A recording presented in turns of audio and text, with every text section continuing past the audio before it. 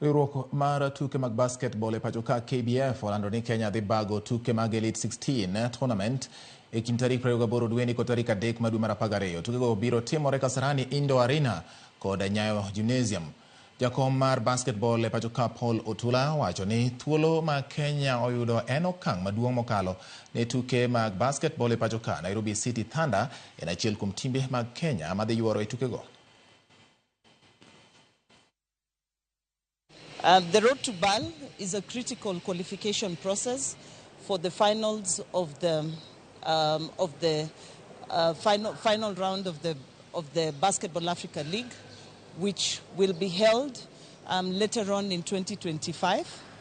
And we are very excited that Kenya has been selected to host this very prestigious championship. And especially at a time when our champions, the Nairobi City Thunder, will be taking place in this championship. The Nairobi City Thunder has injected a new lease of life in Kenyan basketball. The standard of the game has really gone up. In fact, recently, we even had our under-16 boys team that went to Dakar, Senegal, and won a bronze medal. So whatever Nairobi City Thunder has done has rejuvenated basketball in Kenya. And we wish them well.